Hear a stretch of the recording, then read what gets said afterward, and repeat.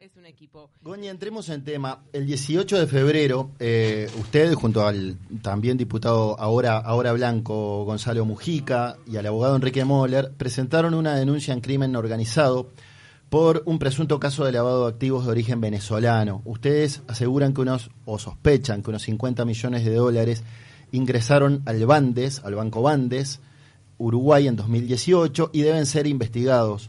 Usted decía, no podemos no investigar, Uruguay está bajo sospecha, todo el mundo presume que hay negocios que se están ocultando.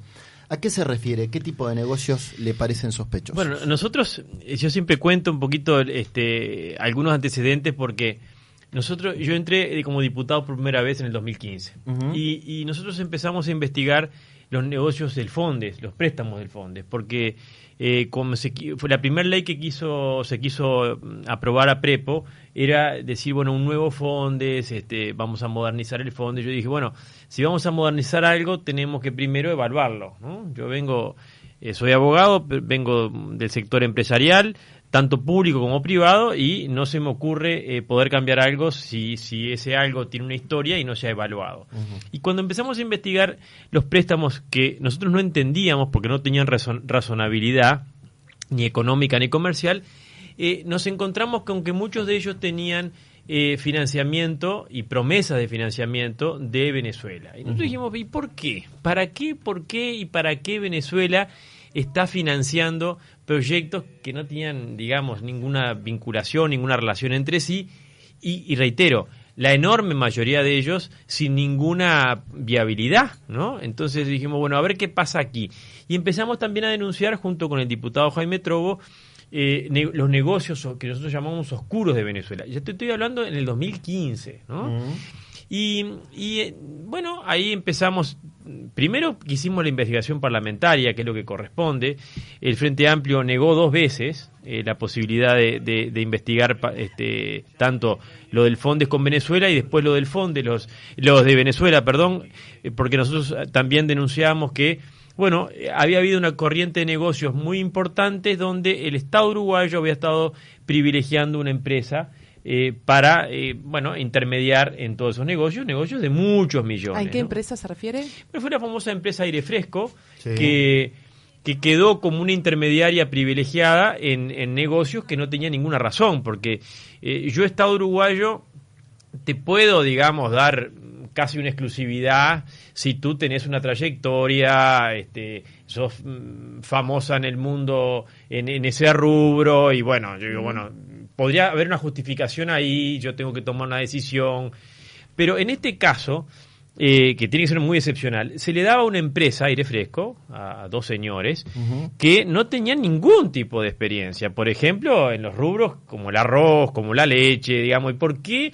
se le daban? Bueno, eran amigos del presidente, eran amigos del sector político que integraba el presidente. O sea, no se podía decir que se les daba a esos por idoneidad. No, porque no la tenían, no la tenían.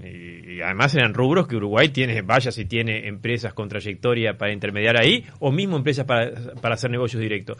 Y también después surgió que eran amigos del propio Chávez primero y después del régimen de Maduro. Ahí nosotros, perdónenme que fui un poquito largo, pero no, está perfecto. Yo no entro en Venezuela ahora. Yo viene estudiando el tema hace estudiando rato. Porque nos fuimos encontrando.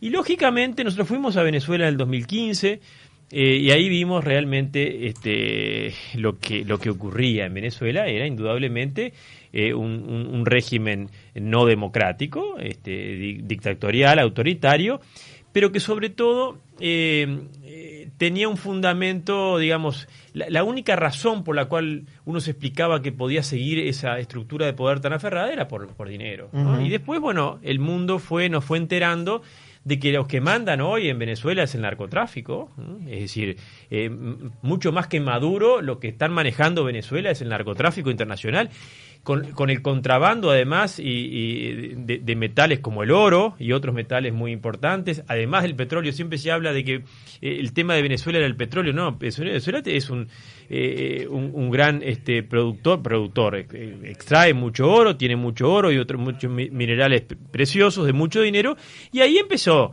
entre Irán, Rusia, China, que empezó naturalmente el negocio petrolero.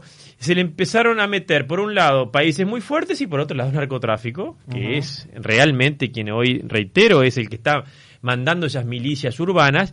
Y bueno, y eso es el infierno, eso termina siempre en el infierno, que terminó Venezuela hoy, y que nosotros no podemos desde aquí, sabiendo que ese infierno está siendo financiado, entre otros lados, por aquellos países que pueden estar colaborando directa o indirectamente, que por supuesto Uruguay es en una menor cantidad, pero no importa, digamos, la complicidad. Pero discúlpeme, Goy, sí. Usted está diciendo que el Bandes se otorgó la autorización de que el Bandes se instale acá para hacer, como digamos, el nexo de negocios ilegales, supuestamente. Desde Venezuela no tengo ninguna duda. No, desde Uruguay le estoy diciendo. Que se aprobó la instalación del Bandes acá para eso. No, yo no puedo decir que desde Uruguay. Es decir, yo creo que Uruguay ahí hay. Primero fue un tema ideológico, es decir, recuerda que Mujica dijo, miremos Venezuela, es el modelo hacia el cual el Uruguay, el socialismo del siglo XXI, debe ir. Entonces, primero fue quizás un encandilamiento, un enamoramiento ideológico, mezclado con una gran ingenuidad. Es decir, todo el tema también del fideicomiso con el petróleo por el cual ANCAP hizo el gran agujero. Todo eso fue un poco ideológico, pero otro poco ingenuidad. ¿Pero que sirvió de nexo? Yo no tengo ninguna duda que Venezuela abrió el Bandes acá para hacer sus transferencias, para tener sus propios negocios, hacer sus transferencias de dinero. ¿Y el Banco Central Uruguayo a todo esto? Bueno, nosotros llamamos al Banco Central.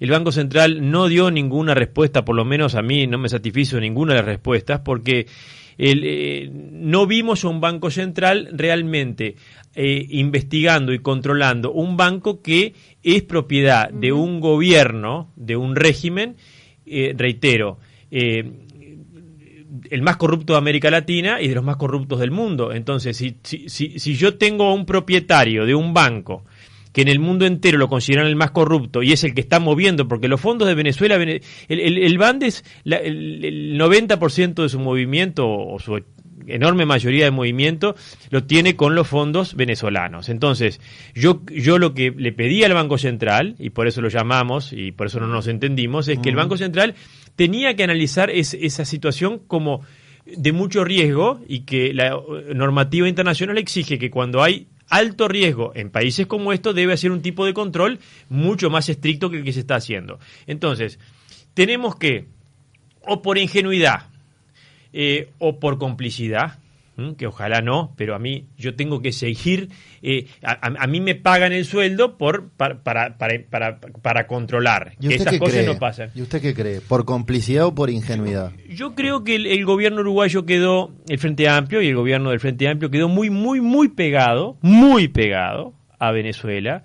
Venezuela financió, recuerdan, muchos proyectos, a movimientos sociales también, no podemos soslayar, seríamos unos hipócritas y unos omisos si no recordáramos a la sociedad y al pueblo uruguayo que Venezuela financió una cantidad de proyectos vinculados en su caso con el PIT-CNT, les donaba dinero, todos los proyectos autogestionados estaban financiados directa o indirectamente por Venezuela. Entonces, a ver, eso, si no se pone arriba de la mesa, estamos por omisión o por complicidad ocultando a la ciudadanía que para eso un parlamentario, un legislador, sobre todo de la oposición, debe controlar no solamente cómo el Poder Ejecutivo usa los recursos, sino también este tipo de cosas, porque, digamos, estamos pagos para eso y tenemos las herramientas para hacerlo. Y eso es lo que nosotros estamos poniendo sobre la mesa,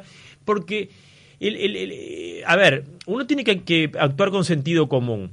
¿Por qué Uruguay, con su trayectoria democrática, apoya el régimen de Maduro? Pero, discúlpeme, ¿usted ya envió todo esto a la justicia? Sí, varias veces. Sí. Nosotros seguimos cada poco. ¿Y en qué está eso? Bueno, la justicia algunas cosas ha desestimado. Por ejemplo, el caso de Aire Fresco, el fiscal dijo, como los negocios se deciden allá, lo que tú decías, acá no hay delito. Bueno, está bien. Estas últimas declaraciones me refiero del Banco Central. Sí, nosotros mandamos, hicimos en la convocatoria, hicimos preguntas concretas, para nosotros no fueron respondidas. Incluso algunas de las respuestas del Banco Central lo que hicieron fue de alguna forma reafirmarnos nuestras sospechas, porque cuando el superintendente del Banco Central, que también tiene la tarea de la inteligencia financiera, nos dice, nos justifica, nos explica de por qué hay aumento de depósitos y de movimientos de dinero acá, en el Bandes.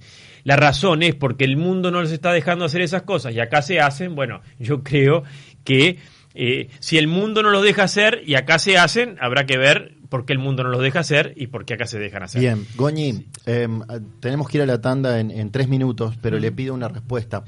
El 7 de marzo, por iniciativa suya y de la diputada Graciela Bianchi, también como integrantes de la Comisión Especial con fines legislativos de transparencia, lucha contra el lavado de activos y crimen organizado de la Cámara de Diputados, todo ese nombre largo, recibieron al secretario nacional para la lucha contra el lavado de activos, Daniel Espinosa. La idea de ustedes era conocer de primera mano las medidas adoptadas ante posibles operaciones sospechosas. ¿Qué pasó en esa reunión? ¿Qué pudieron sacar en limpio después de esa reunión? Pasó lo mismo que pasó con el Banco Central.